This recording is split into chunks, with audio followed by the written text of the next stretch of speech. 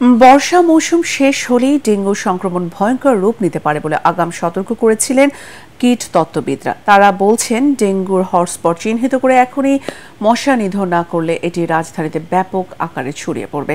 তবে নগর কর্তৃপক্ষ বলছেন, পরিস্থিতি নিয়ন্ত্রণে গোটা শহরে শুরু হয়েছে মশা নিধন অভিযান।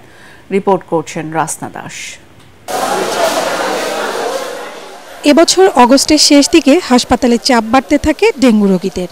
সেপ্টেম্বরের দ্বিতীয় সপ্তাহে এসে পরিস্থিতি আরও খারাপ হয়েছে। প্রতিদিনই ডেঙ্গু আক্রান্ত কয়েকশো মানুষ হাসপাতালে ভর্তি হচ্ছেন।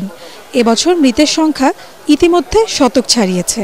বিশেষজ্ঞরা বলছেন, সেপ্টেম্বরে ডেঙ্গুর প্রকোপ বাড়ার আশঙ্কা আগে থেকেই জানিয়েছিলেন তারা। সে অনুযায়ী মশা নিধন, মাঠ পর্যায়ে সার্ভিলেন্স ও আক্রান্ত এলাকা ধরে প্রতিরোধমূলক বিশেষ ব্যবস্থা নিলে পরিস্থিতি নিয়ন্ত্রণে থাকত।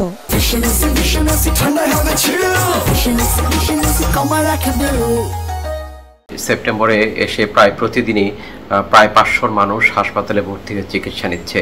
এছাড়াও প্রচুর মানুষ বাসাবাড়িতে থেকে চিকিৎসা নিচ্ছে।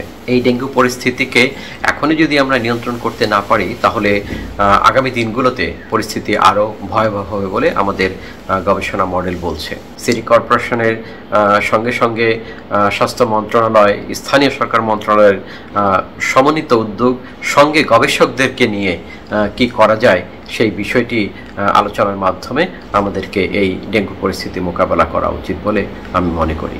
ডেঙ্গু নিয়ন্ত্রণে নিজেদের কোনো অবহেলা নেই বলে দাবি ঢাকা উত্তর সিটি কর্পোরেশনের প্রধান স্বাস্থ্য কর্মকর্তার।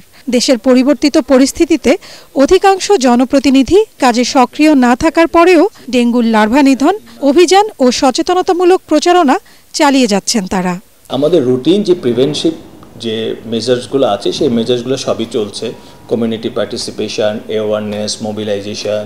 কিছু কিছু কাউন্সিলরদের অনুপস্থিতিতে আমাদের মশক কর্মীদের একটা ভ্যাকেন্সি সৃষ্টি হয়েছিল, কিন্তু আমাদের এখন উত্তর সিটি কর্পোরেশনের 54টা ওয়ার্ডে যে ভ্যাকেন্সিটা হচ্ছিল, আমরা বাই দিস টাইম এগুলো ফিল আপ করে ফেলেছি। স্বাস্থ্য অধিদপ্তরের হিসাব বলছে, এবছর ডেঙ্গু সংক্রমণের বিস্তার শুরু থেকেই স্থানীয় পর্যায়ে বেশি থাকলেও ক্রমেই সেই চিত্র বদলাচ্ছে। এবছর মোট ভর্তি রোগীর 44%ই ঢাকার 2 সিটি কর্পোরেশনের। এছাড়া ঢাকার বাইরে সর্বোচ্চ চট্টগ্রাম ও বরিশাল বিভাগে।